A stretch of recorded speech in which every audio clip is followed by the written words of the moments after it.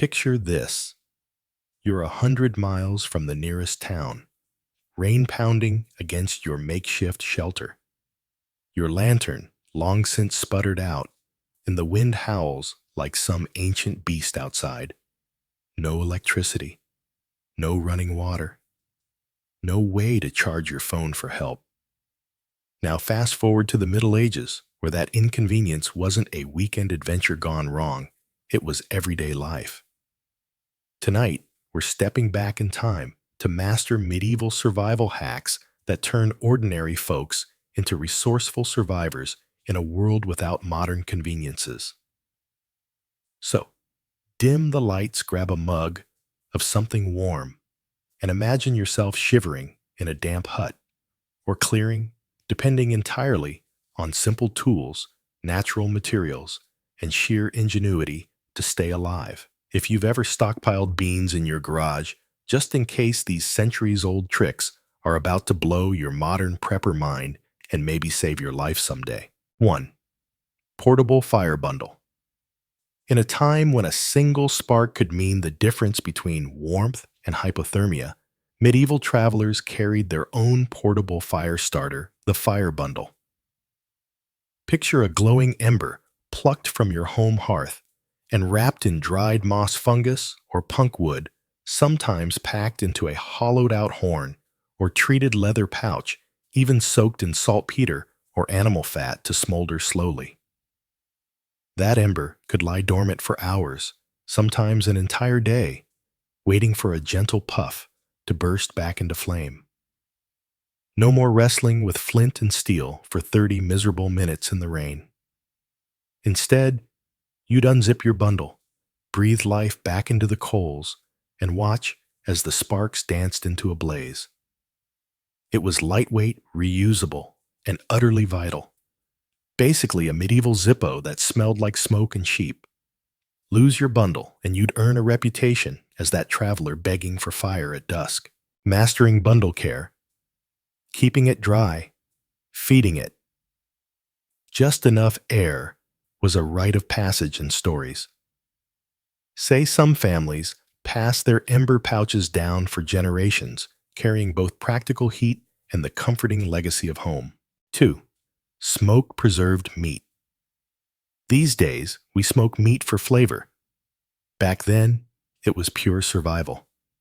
Meat hung quietly behind the hearth, nestled high in rafters, out of reach of pests and prying hands where cool, acrid smoke drifted by day, week, or month. That chemical bath dried the flesh, killed bacteria, repelled insects, and transformed perishable pork or game into rock-hard jerky that outlasted your New Year's optimism. This wasn't your sweet applewood barbecue. Think heavy pine smoke burning off your eyebrows.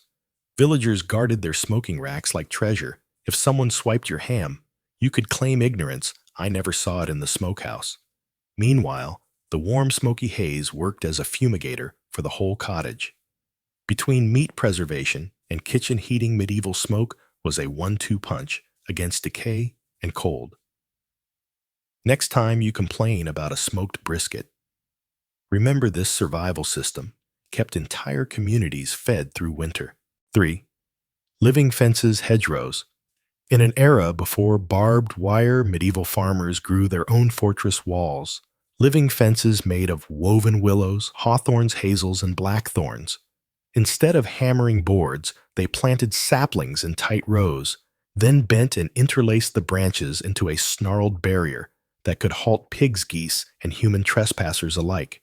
Some hedges were laid trunks partially cut and forced sideways, encouraging new growth into an impenetrable mesh. Over years, these green ramparts thickened, healed, and gained strength, outlasting any wooden fence that rotted in a season. Beyond security, hedgerows offered berries, bird habitat, and erosion control, making them medieval multi-tools. Communities even held hedge-laying festivals, where neighbors sang folk songs as they twisted living wood. Some of these ancient hedgerows still stand in England today, 7 centuries strong, a testament to nature's own fortification. 4. Clay thermal mass, clay battery. No mini fridge, No problem.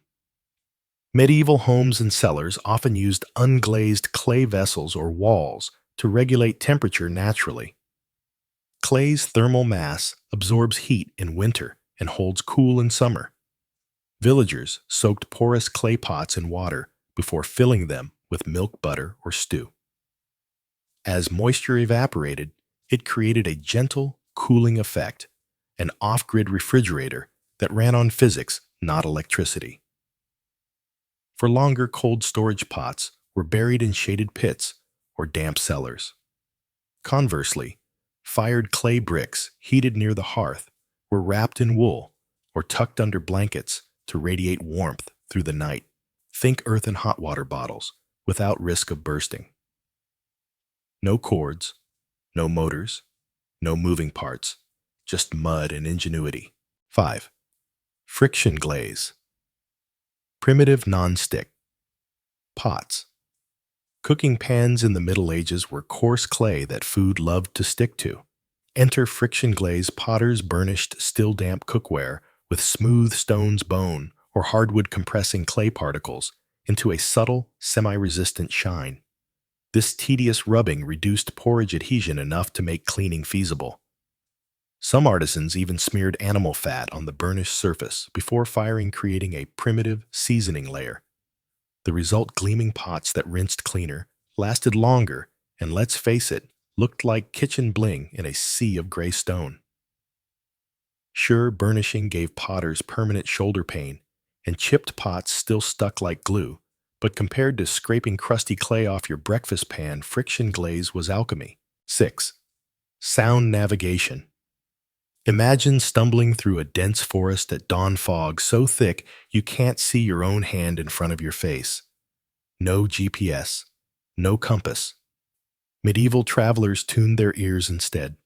Church bells chimed from distant villages, cowbells jingled on wandering herds, and local communities sometimes strung clattering pots or wind chimes along trails. You'd listen for the steady toll of a bell or the distant bleating of sheep to know you were on the right path. Some forests even had carved wooden drums or gongs hung in trees at crossroads, nature's way of marking intersections. By paying attention to echoes from cliffs or shout-clap echoes off canyon walls, you learned distance and direction. It was practical survival through sound, turning every woodland into an audio map that guided you home. 7. Charcoal dental scrub. Before toothpaste and electric brushes, medieval folks relied on charred wood to clean their teeth. You'd take a piece of burnt wood, often from hardwood like oak, grind it into a fine powder, then mix it with salt, crushed herbs, or even powdered shells. Using a small stick or rag-wrapped finger, you'd scrub your teeth with gritty charcoal paste. It polished enamel, removed food debris, and offered mild antibacterial action. Sure, it felt like chewing sand during a bonfire, but it delayed total tooth collapse until your 40s, quite the achievement, in an era when pliers and no anesthesia awaited you at the dentist's. If you tossed in mint or sage, you got the illusion of fresh breath too, making medieval mouthwash less horrifying than it sounds. 8. Wattle and daub walls. Modern green homes have nothing on medieval wattle and daub. You'd weave flexible branches, willow hazel, or young saplings into panels called wattle or WL. These lattice-like skins were nailed between upright posts, creating a lightweight frame. Then came the daub dorb, a sticky mixture of clay, straw, dung, and sometimes sand. With bare hands or wooden paddles, you'd smear the mud mix into every nook until it filled the gaps. Once dried by the sun and hearth heat, that wall became surprisingly sturdy, insulated against wind, and retained interior warmth. Sure, it cracked or flaked over time and smelled faintly of animal barn, but with routine patching, it could last decades. No lumber trucks, no nails, just earth straw and elbow grease. 9. Herb-laced bedding. Medieval beds were flea magnets literally. Straw mattresses offered nightly buffet to lice, fleas, and ticks. Peasants countered this with herb-laced bedding, weaving lavender, mint, wormwood, pennyroyal, or rosemary into the straw. Those pungent aromatics drove pests away and left your bed smelling like a medieval apothecary rather than a barn floor. Some households stuffed extra herb sachets under the pillow or hung fresh bundles overhead. Beyond pest control, certain herbs were believed to promote sweet dreams or ward off nightmares tucked beneath your head like primitive aromatherapy. Every week, you'd refresh the herbs, ensuring your slumber was itch-free and just a bit fragrant amid the nocturnal buzz. 10. Stone cooling shelves. No fridge. Carve a shelf out of slate or marble and stick it on your north-facing wall. Medieval larders often featured built-in stone shelves that stayed cool thanks to thermal mass. In summer months, these slabs remained several degrees colder than the ambient air, preserving milk, butter, and leftovers for days. Some homes had entire cold rooms lined with stone and earth floors, root cellar precursors that harnessed underground chill. To amp up the effect, people draped damp cloths over the stone or placed porous clay pots of water nearby. As the water evaporated, the air cooled further. The result, silent spider-filled refrigeration that ran on shade and rock, no electricity required. 11. Cabbage leaf compresses. When medieval peasants twisted an ankle or faced swollen joints, they turned to cabbage leaves. Large outer leaves crushed gently to release juices were wrapped around the injury and secured with strips of linen. The cool, moist leaves reduced inflammation and provided mild antimicrobial benefits from the vegetable's sulfur compounds. For chest congestion or deeper aches, healers sometimes warmed the leaves first, creating a soothing, hot pack that felt like Vicks VapoRub's leafy ancestor. Better yet, once the leaves wilted and did their work, you'd toss them into stew, turning your first aid into dinner talk about resource efficiency. 12. Rush lights. Candles were luxury items. Rush lights, budget torches, were for everyone else. Strips of marsh rush plants were peeled, dried, then soaked in animal fat like bacon drippings or mutton tallow. Once saturated, a rush light burned for 10 to 30 minutes when lit. You'd prop it in a metal clip on the wall or carry it like a stake, trading flickering smoky light for extended horizons after dark.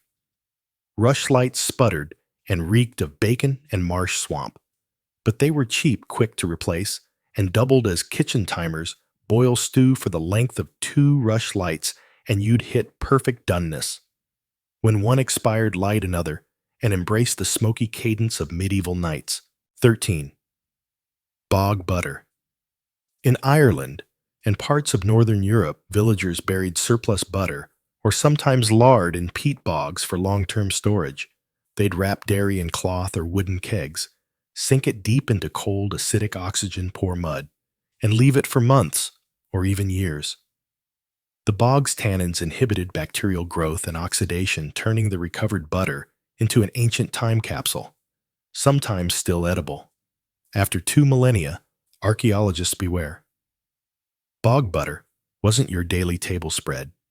It was emergency winter rations tribute, or secret stash you didn't want anyone else to find. And since no one went digging in ankle-deep sludge for snacks, it doubled as a built-in pantry safe. 14. Hollow tree pantries. Forget fancy cabinets. Nature provided hollow trees. Rotten trunks or lightning-struck cavities became impromptu coolers and pantries. Peasants tucked cheese wheels, dry-cured meats, or apples inside tree hollows for short-term protection from sun thieves and pests. The bark and embedded cavity offered shade insulation and camouflage. Some even lined the interior with leaves or moss to absorb moisture and keep things dry. It wasn't perfect for years-long preservation, but for a day's supplies or secret weapon against nosy neighbors and goats, a hollow tree was an ideal storage hack, no carpentry required. 15. Bark bread. When grain ran out and famine loomed, peasants turned to tree bark as last resort flour. They harvested the inner cambium layer from pines, birches, or elms, soft starchy tissue, just beneath the bark dried and ground it into coarse flour. Mixed with scant grains, nettles, or acorn meal, it formed dense, chewy loaves that filled bellies when nothing else remained. Nutritious enough to stave off starvation fiber. Trace minerals, complex carbs bark. Bread tasted like forest floor, but kept you alive. Some recipes even called for toasting the bark first to add smoky notes or camouflage the timber flavor. In a world without food banks, this was survival cuisine at its rawest, ready for the next batch of medieval survival secrets. Let's jump into hacks 6 through 15. Each one a testament to human ingenuity before gizmos and batteries. 6. Sound navigation. Picture yourself lost in a pre-dawn forest, a thick fog swirling around your ankles. No map, no compass, just your ears. In the Middle Ages, travelers trained themselves to navigate by sound. Church bells from nearby villages acted like auditory lighthouses, their deep tolls cutting through mist and timber. Cowbells on stray cattle or sheep didn't just keep flocks in line, they served as breadcrumb trails back to home pastures. Some communities even hung clanging pots, wind chimes, or metal gongs at trail forks, turning the woods into a living sound map. If you heard a gong off to your left, you knew you were on the right path. If the echo came from behind you, turned around. Even echolocation came into play. Shouting into a canyon or clapping sticks helped estimate distance by how long it took for the sound to return. It sounds like bat superpowers, but it was as practical as following stars, and countless medieval wayfarers owed their sense of direction to a keen ear rather than cold iron. 7. Charcoal dental scrub. Dental hygiene sounds modern, but medieval folks were scrubbing away plaque with ground charcoal centuries ago. They took chunks of charred hardwood oak or ash, then ground it to a fine ash mixed with salt, dried mint, or crushed shells. Using a thin twig or rag-wrapped finger, they massaged this gritty paste into their teeth and gums. The abrasive action polished enamel, scrubbed off food debris, and charcoal's mild antibacterial properties helped curb gum infection. Sure, it felt like rubbing sandpaper on enamel, and mint was more for illusion than fresh breath, but this charcoal toothpaste kept mouths functional long enough to avoid the barber surgeon's pliers. And when herbs like rosemary or sage were added, you got a whiff of forest freshness, no toothpaste tubes required. 8. Wattle and daub walls. Before drywall, there was wattle and daub, a marvel of sustainable architecture. Craftsmen wove flexible branches, wattle, between upright wooden posts, creating a basket-like skeleton. Then they plastered that framework with daub, a sticky mix of clay, chopped straw, animal dung, and sand. With a wooden paddle or gloved hand, you'd shove the mixture into every crevice, smoothing it flush. As it dried, the mud hardened into a surprisingly sturdy insulated wall that kept wind and pests at bay. Sure, it smelled faintly of barnyard and needed regular patching after cracks formed, but with annual maintenance raking in fresh clay and straw, it lasted decades. Some wattle and daub cottages in Europe still stand 1,000 years later, proof that mud and stick can beat concrete for longevity and eco-friendliness. 9. Herb-laced bedding. Ever woken up scratched raw by bed bugs? Medieval peasants did, but they fought back with herb-laced mattresses. Instead of plain straw, they layered lavender, mint wormwood, pennyroyal, or rosemary into their bedding. The potent scents repelled fleas, lice, and mosquitoes, and the oils in these herbs even acted as mild antiseptics. Once a week, or whenever the itch peaked, They'd swap in fresh bundles, stuffing pillows with aromatic sachets or hanging herb bunches overhead. Those same herbs were believed to calm the mind, ward off nightmares, and keep evil spirits at bay. Falling asleep under a pillow stuffed with lavender wasn't just romantic, it was strategic pest control and primitive aromatherapy rolled into one. 10. Stone cooling shelves, medieval fridge. Imagine a silent spider-laden refrigerator with no electricity. That was the stone cooling shelf. Builders carved thick slabs of slate or marble into shelving, then installed them on the north-facing walls of pantries, larders, or cellars areas bathed in perpetual shade. Stone's thermal mass stayed cooler than the air, dropping a few degrees below ambient temperature. Villagers stored milk, butter, cheese, and perishable stews on these slabs, keeping food edible for days longer. For an extra chill, they'd drape damp cloths over the stone or place porous earthenware jugs of water nearby. As moisture evaporated, the shelf's surface cooled further. No hum, no defrost, just rock shade and physics. 11. Cabbage leaf. Compresses. Got a sprain or painful bruise? Reach for cabbage, yes. Cabbage. Healers would crush large outer leaves to release their juices, then wrap them around swollen joints, sprains, or even wounds, securing with linen strips.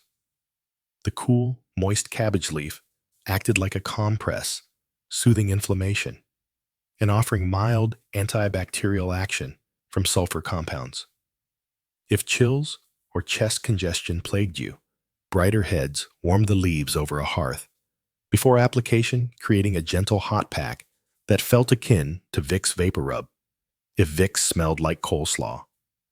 And once the leaves had served their purpose, into the soup pot they went, turning your first aid into dinner. 12. Rush lights, budget torches. Candles were for the wealthy or religious, the rest used rush lights. Farmers harvested marsh rushes, peeled off their green sheath, dried the stalks, then soaked them in animal fats like bacon drippings or mutton tallow. Once saturated and stiff, a rush light burned for 10 to 30 minutes, casting flickering, smoky illumination that reeked faintly of marsh and meat. You'd prop one in an iron clip on the wall or carry it like a torch, trading perfect brightness for a cheap, renewable light source. Rush lights doubled as timers need to boil your stew for 2 lights burn time. Perfect rustic kitchen gadget. 13.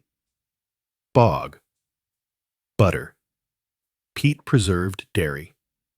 In Ireland and northern Britain, an ingenious storage method emerged: bog butter. Villagers churned surplus butter or lard, wrapped it in animal skins or wooden kegs, and buried it deep in peat bogs. Bogs are cold, acidic, and low in oxygen, perfect for long-term preservation. Centuries-old bog butter has been excavated by archaeologists, astonishingly edible after thousands of years, though flavor testers described cheese smoke and earthy regret.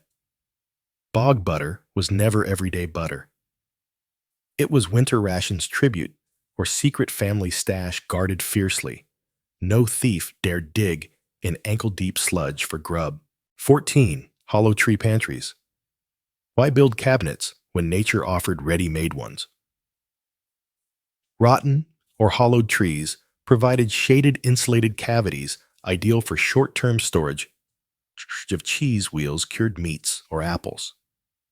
Peasants tucked food items, sometimes in clay or leather containers, into tree hollows, leveraging bark insulation and concealment from thieves and animals. It wasn't a permanent solution. Temperature fluctuated, and critters remained a threat. But for day-to-day stash or emergency caches along travel routes, hollow tree pantries were free camouflage pantry hacks. 15. Bark bread famine loaves. When grain ran out and famine knocked, people turned to tree bark. Harvesting the inner cambium layer of pine, birch, or elm trees soft, starchy tissue just beneath the bark. They dried and ground it into a coarse flour. Mixed with scant grains, acorn meal, or foraged nettles, it formed dense, chewy loaves that filled bellies when nothing else remained. Bark bread tasted like forest floor, but it provided fiber-trace minerals and complex carbs, enough to ward off starvation until the next harvest. Some recipes toasted the bark first, adding a smoky nuance to camouflage the timber notes. For a medieval peasant, bark bread was the difference between starving and surviving. Imagine slipping into a perfumed courtyard just before dawn, the sky still brushed with violet, and palace servants moving silently with alabaster jars of unguents in their hands. Your reflections glimmer in a polished bronze mirror as you prepare to step before the great goddess Ishtar. Every stroke of coal near your eyes, every speck of crushed gemstone on your cheeks isn't vanity, it's your armor. In ancient Mesopotamia, beauty was survival piety, and power all rolled into one.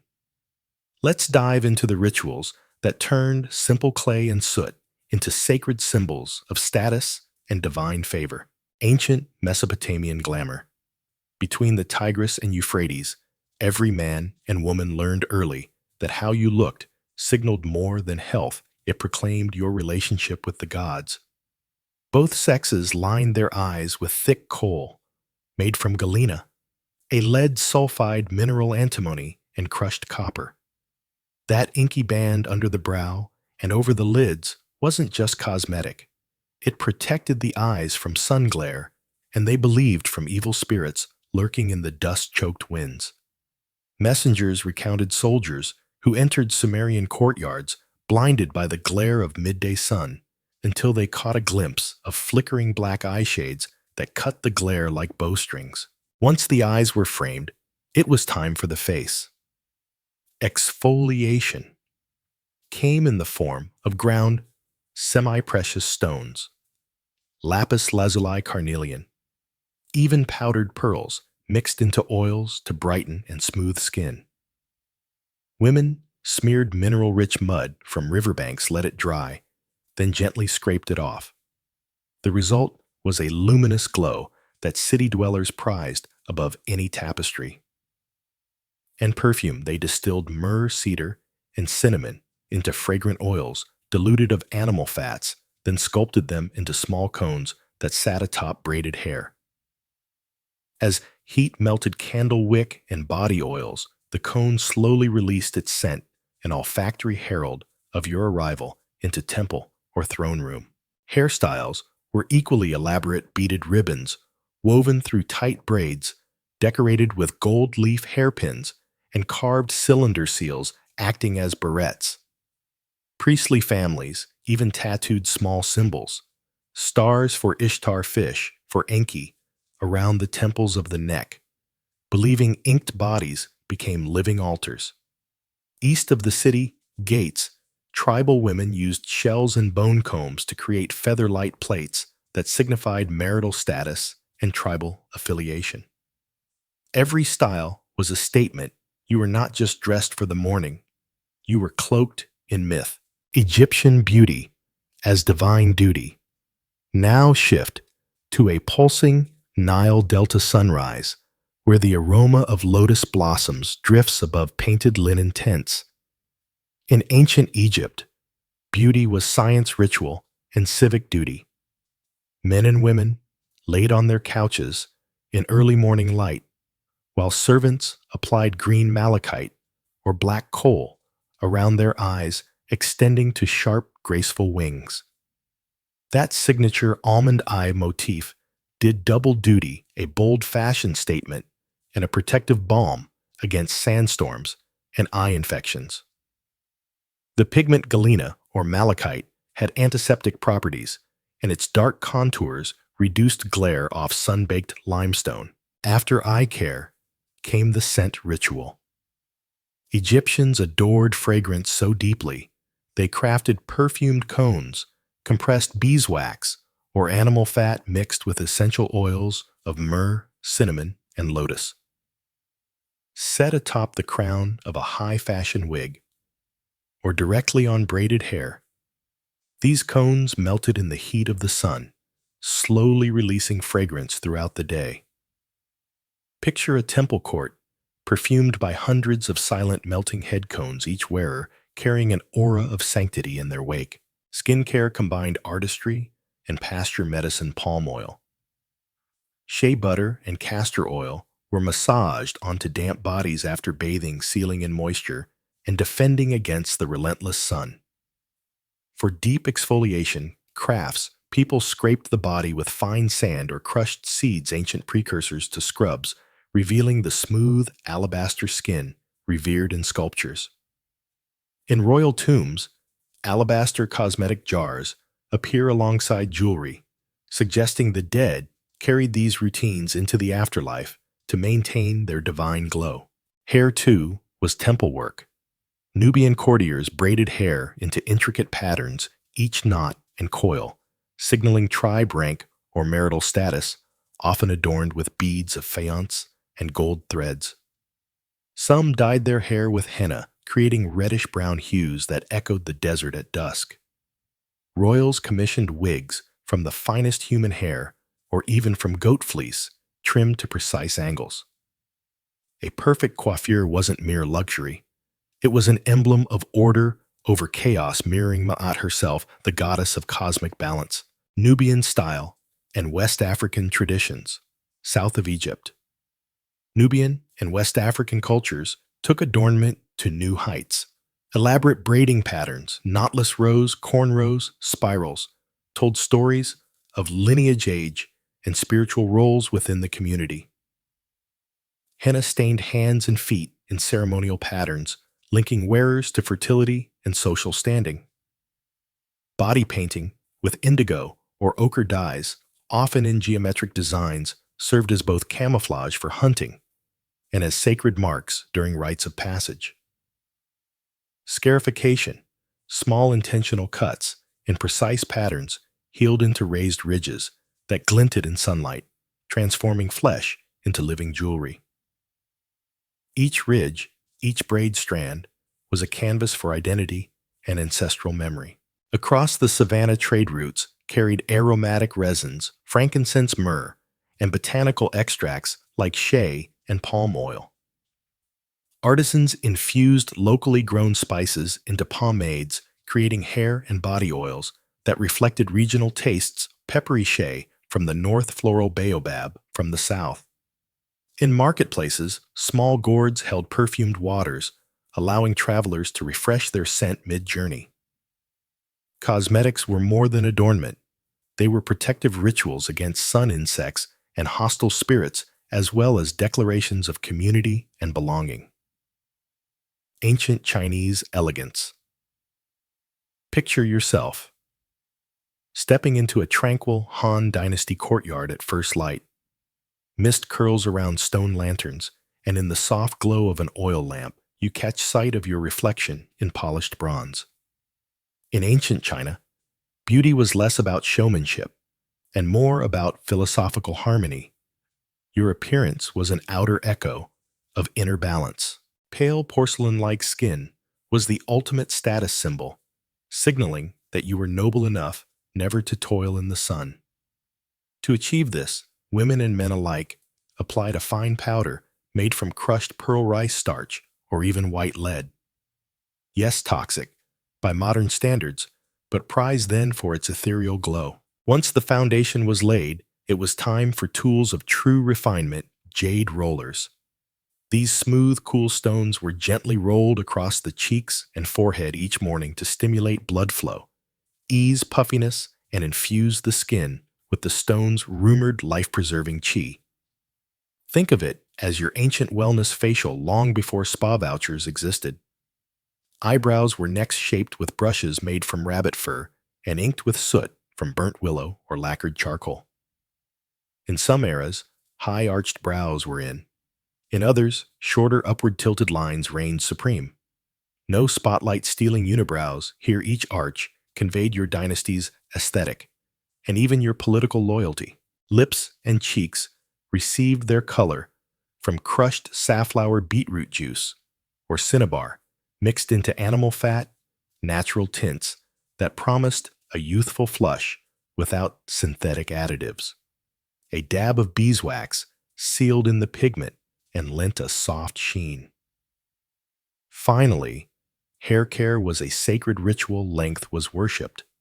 So strands were washed in fermented rice water or scented with camellia oil, then coiffed into elaborate buns and secured with jade pins. Each sweeping curve of hair crowned its wearer with an emblem of longevity and cultural refinement, an elegant assertion that in ancient China, true beauty was as much about spirit and restraint as it was about style. Ayurvedic artistry in ancient India now shift southwest to the sacred banks of the Ganges in Vedic India, where beauty and well-being were inseparable under the guiding principles of Ayurveda, the science of life. Imagine drawing a warm bath infused with turmeric milk and rose water, the air scented with jasmine garlands. Turmeric's curcumin-rich pigments brightened the skin and offered gentle antibacterial protection, while milk's lactic acid softly exfoliated. Exiting the bath, you'd be anointed with upan, a paste of chickpea flour, sandalwood, turmeric, and honey, then gently massaged to buff away dead skin, revealing a radiant complexion believed to reflect balanced doshas, your elemental energies. Hair was treated as a spiritual extension of the self. Oiling sessions were communal rituals. Friends and family gathered to massage warm blends of coconut oil, amla berry extract, henna, and hibiscus into the scalp, strengthening follicles and calming the mind. Those who slathered their locks in neem oil or bringraj found not only glossy waves, but also relief from scalp irritations and early graying. Kajal, today's kohl, was more than eyeliner. Made from soot and clarified ghee, it lined infants' and adults' eyes alike, warding off the evil eye and reducing glare.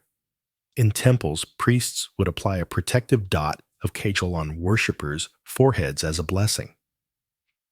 Fragrances distilled in kanuj, roses, vetiver, jasmine were dabbed on pulse points or mixed into hair oils believed to align the wearer's aura with divine vibrations. For special occasions, Mehendi henna artists painted intricate mandalas on hands and feet with warming paste from Lawsonia inermis leaves.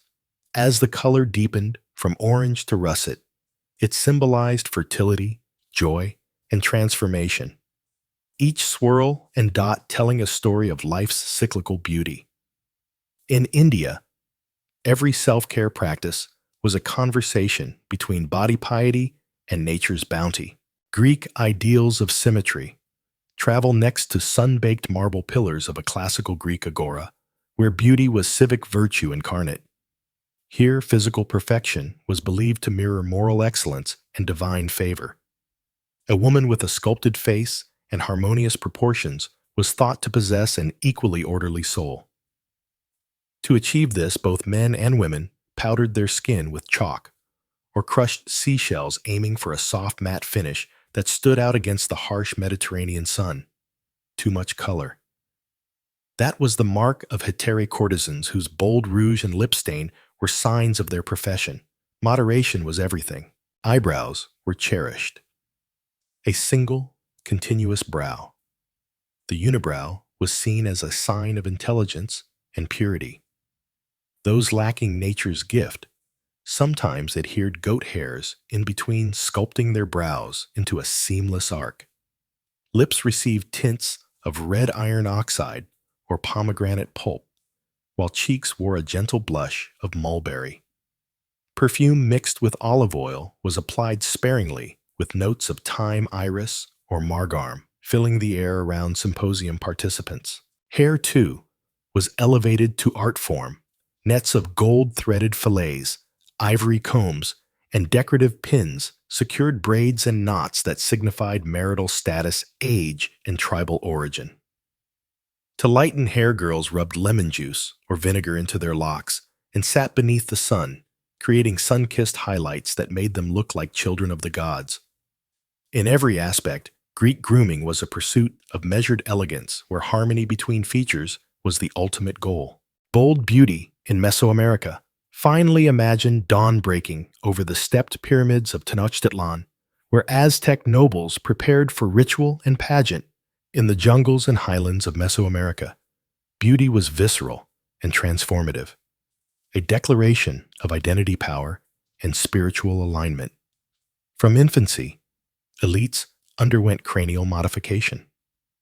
Fragrant wooden boards, bound gently to a child's head, elongated the skull into an elegant cone shape, signaling nobility and divine favor. Dental decoration took this further.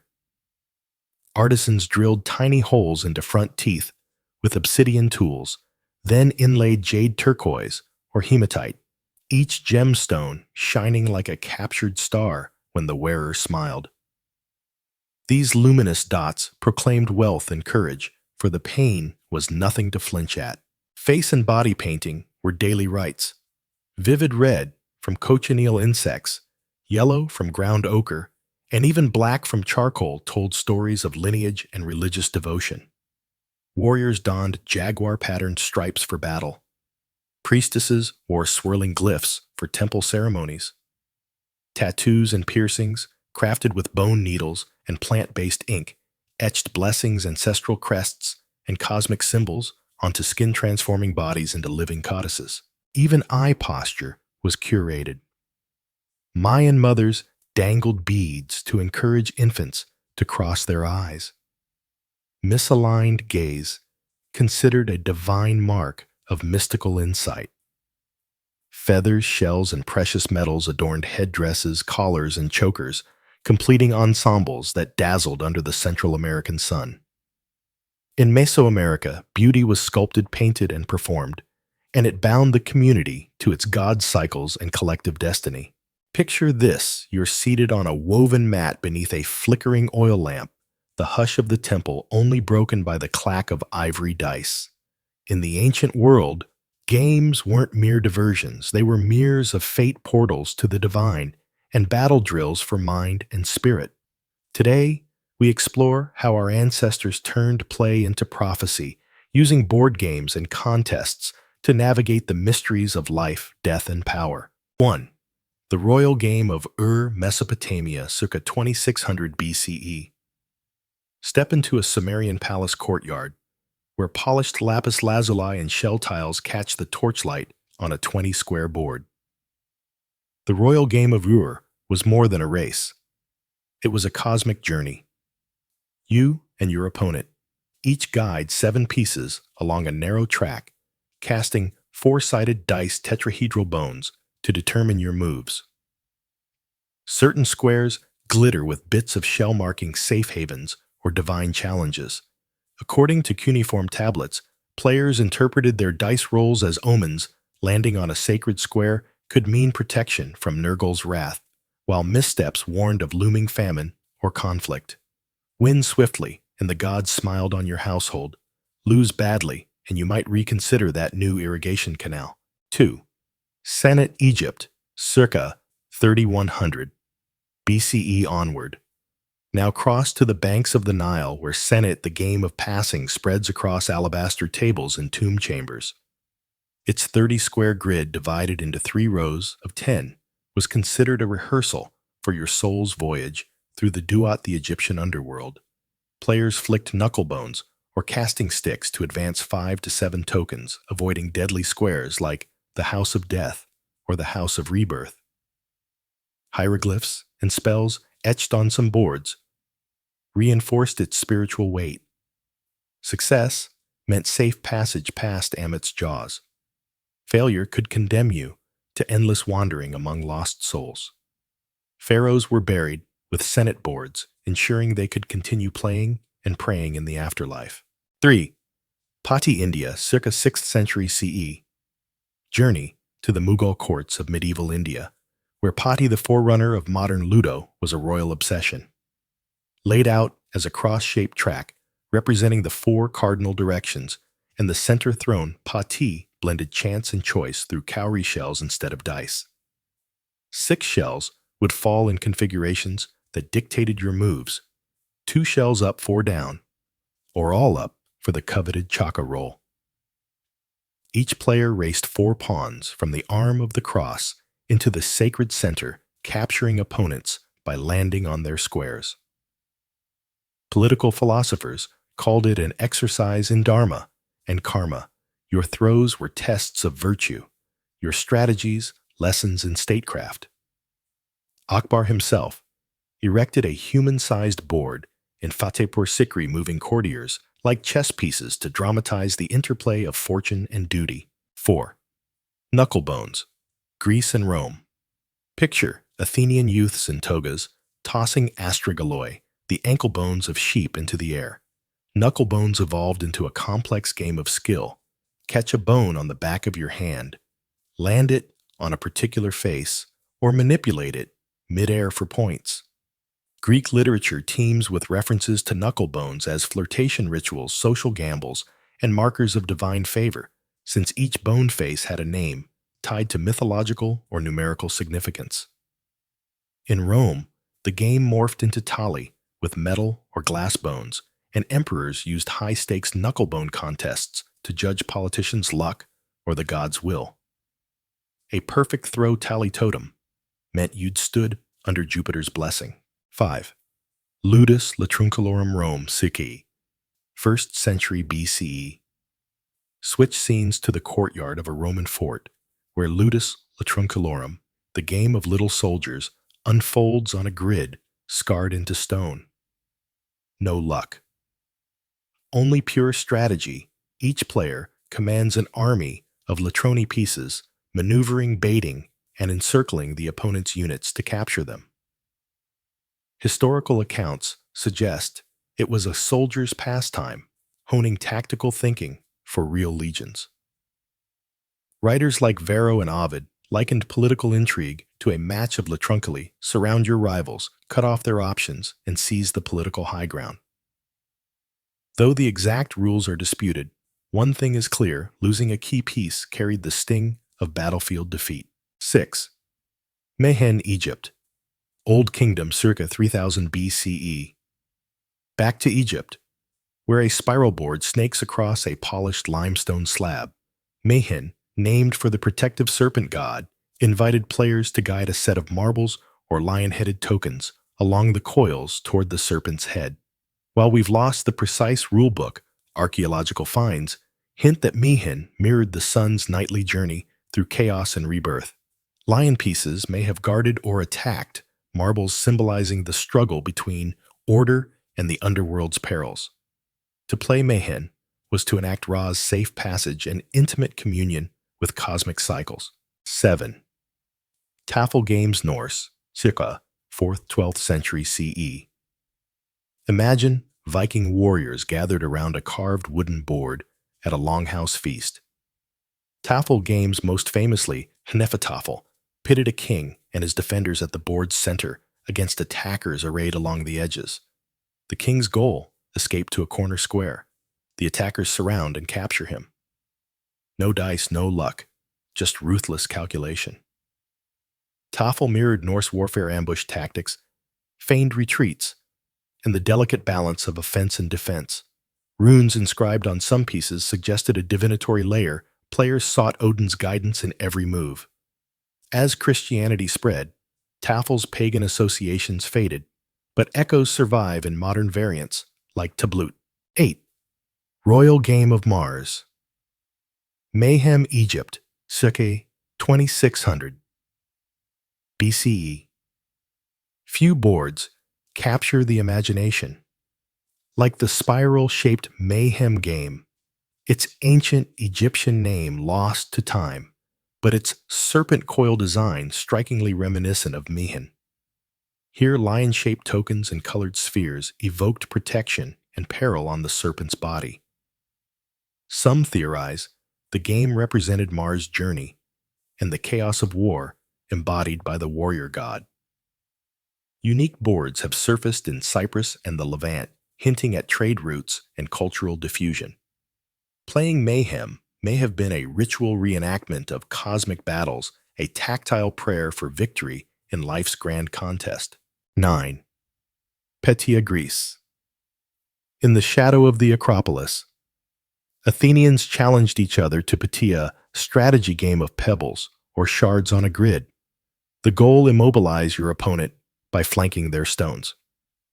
Plato referenced Petia as an intellectual exercise, one that refined the mind's ability to foresee an adversary's tactics. For Greek generals, mastering Petia was as critical as mastery of phalanx drills. Both demanded anticipation, spatial awareness, and ruthless precision. 10. Divination, dice and bone casting. Across continents, the boundary between play and prophecy blurred when dice or bones doubled as oracular tools. In Sumer, dice rolls in Ur. Temples were recorded on clay tablets guiding everything from crop planting to treaty terms. In Rome, haruspices, soothsayers cast specially marked knuckle bones to interpret Jupiter's will before battles. In India, cowrie shells in patti could be read not only as moves on the board, but as celestial messages in gutters of clay. When you played, you didn't just gamble chips, you viewed threads of destiny weaving through your very fingertips. In the ancient world, every match was a ritual, every throw a prayer, and every victory or loss a dialogue with unseen forces. These games trained the mind, linked communities to the divine, and offered insight into the cosmic order. They remind us that play is never just play, it's a rehearsal for life's greatest challenges. Ever woken up with a pounding headache and wished for a magic pill? In the Middle Ages, your pharmacy was a garden, your surgeon a neighbor, and your surgeon's tools sometimes startlingly intimate. Let's dive into the medicine chest, pest control, and household hacks that kept medieval families alive and might just come in handy when your Wi-Fi goes down. 1. Herbal remedies and poultices. When limbs swelled or fevers flared, medieval healers reached for willow bark, comfrey leaves, and marigold petals. Willow bark's salicylic acid was a proto-aspirin chewed or brewed into tea. It eased pain and reduced fevers. Comfrey, aka knitbone poultices, crushed in a mortar, released allantoin, speeding wound healing when applied as a plaster. Marigold-infused oils, steeped in sunlight for weeks, became antiseptic salves that fended off infection. Keep a jar of dried herbs by your door, and you've got a first aid kit that predates pharmacies by centuries. 2. Bloodletting and leeches. Believe it or not, doctors once thought too much blood caused illness. Enter leeches and lancets. A blister-coated lancet was slipped under skin to draw off bad humors, while leeches slipped into a cup of warm water to awaken them, found their way to your veins and gorged themselves, then dropped off once full. Gross? Maybe. Effective. Sometimes controlled bleeding can reduce blood pressure and relieve congestion. If you ever have a sharp headache or heavy ankle swelling, just imagine a well-trained leech tidying up your circulatory system. 3. Trepanning primitive neurosurgery. For chronic migraines or evil spirits trapped in the skull, some medieval surgeons drilled using a trepan, a circular blade called a crow's foot. They cut into the skull, removed a piece of bone, and let pressure release. The hole was then covered with a metal or leather plate, sometimes sealed with wax. It sounds brutal, but archaeologists have found skulls showing bone regrowth around the trepan site, proof that many patients survived. Next time stress feels like it's crushing your brain, count your blessings for modern MRI machines. 4. Pest control. Cats, ferrets, and weasels. Rats and mice weren't just cute, they carried plague, ate your grain, and gnawed on timbers.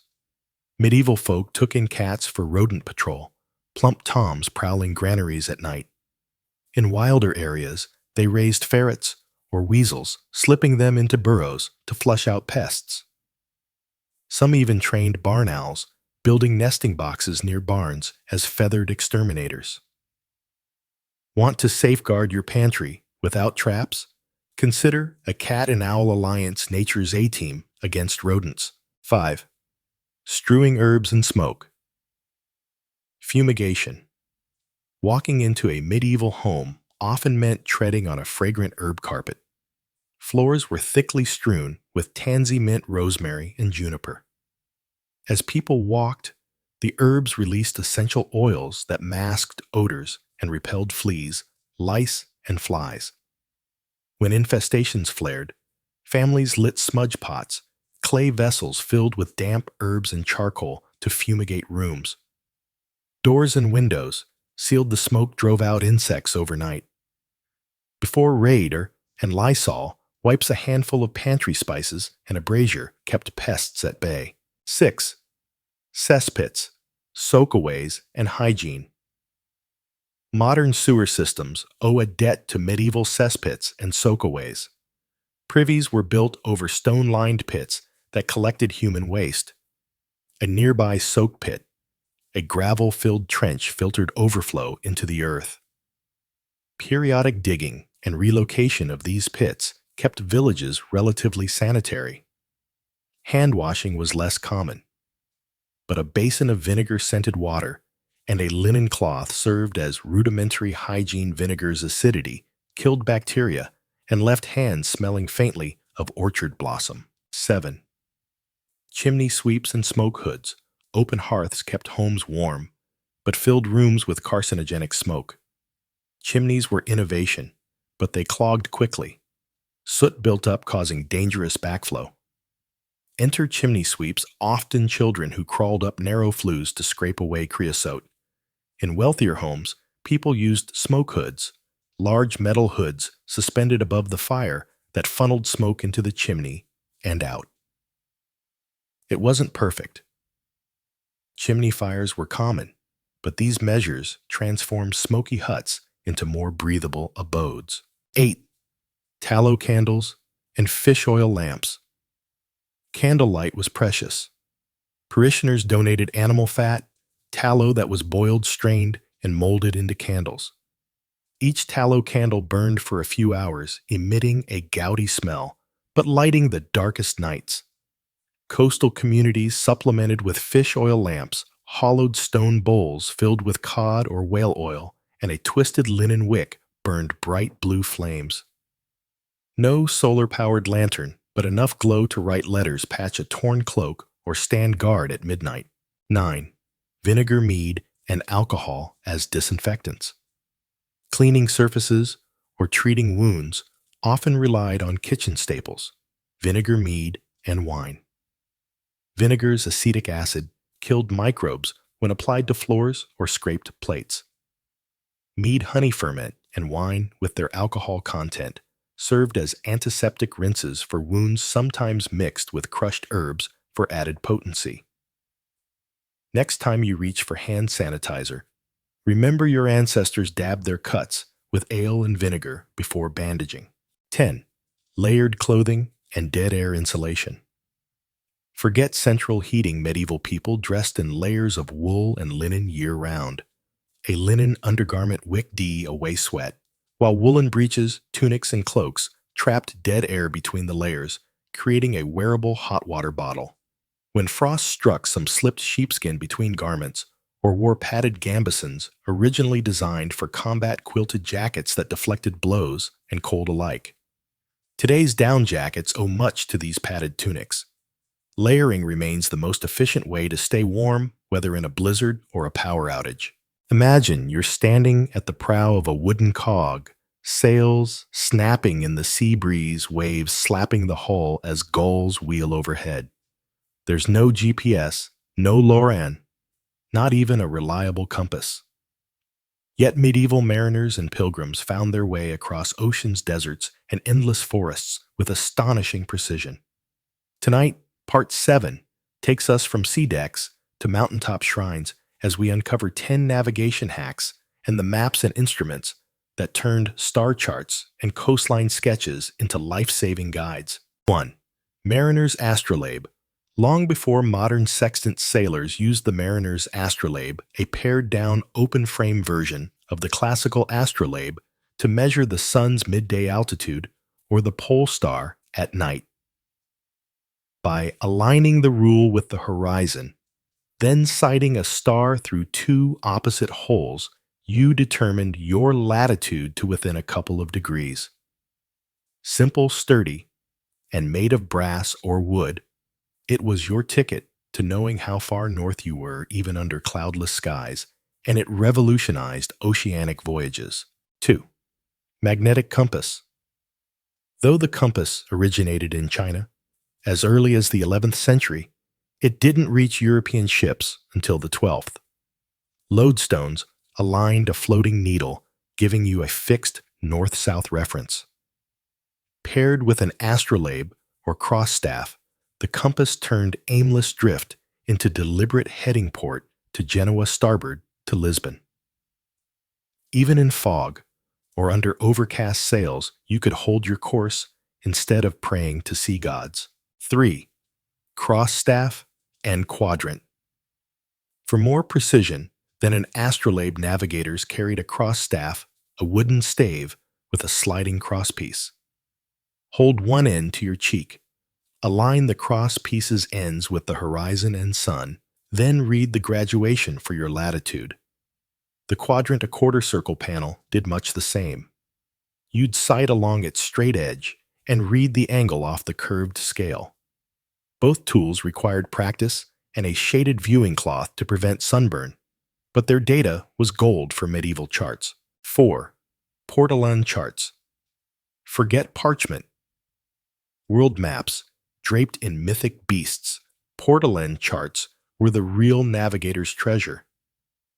Emerging in 13th century Mediterranean ports, these coastal sketches plotted harbors, bays, and compass rose rum lines at finely measured angles. Sailors traced straight courses along these wind-rose lines to hop from port to port, using inked networks of lines radiating from compass roses to maintain bearings even in featureless sea. 5. Windrose and rum lines. Central to portolans was the windrose, a multi-pointed star marking the 8, later 16 principal winds. From each rose, rum lines crisscrossed the chart, showing constant bearing tracks.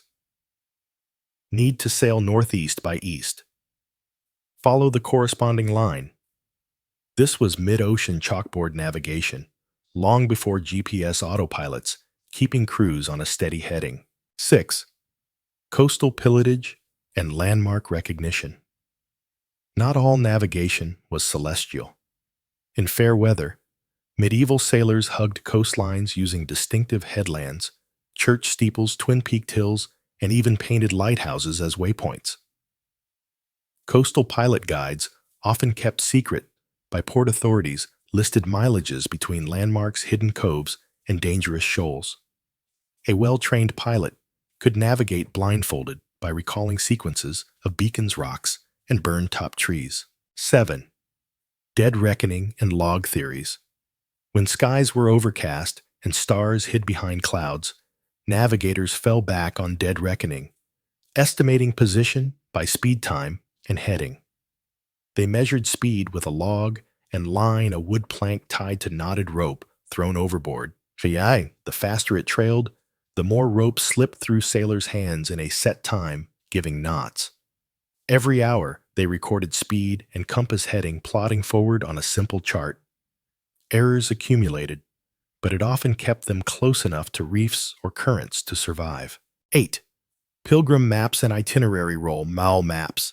Land travelers, think medieval pilgrims crossing Europe to Santiago de Compostela or Mecca, depended on itineraria, scroll-style maps listing towns' distances and notable landmarks rather than geographic accuracy. Known as the Itinerary Map of Bordeaux or the Tabula Peutingeriana, these rolled guides read like ancient Google Maps turn-by-turn directions. From Arras to Saint-Omer, 3 leagues. Then you'll cross the forest to Ypres. Practical rather than pretty, they were the backbone of medieval road travel. 9. Nautical almanacs and sailing directions. By the late 14th century, mariners compiled sailing directions, booklets detailing prevailing winds, currents, and monsoon seasons for major sea routes. The Catalan Atlas, for example, warned that sailing down the African coast in summer risked doldrums, while the Indian Ocean monsoon reversed twice yearly. Coupled with simple star tables, these almanacs helped captains choose departure dates to ride favorable winds rather than fight against them. 10. Sound and smoke signals. Last but not least, when navigation brought ships into thick Atlantic fog or medieval pilgrims into dense forests, sound once again saved the day. Coastal sentinels lit smoky fires on hilltops as beacons while church bells tolled from hidden valleys. Fishermen's barrels of pitch and damp herbs generated plumes visible by day. At night, they struck bronze gongs or coiled burning rushlights to guide returning boats. Sound waves bouncing off cliffs or drifting on wind gave wayfarers crucial hints of harbor or home.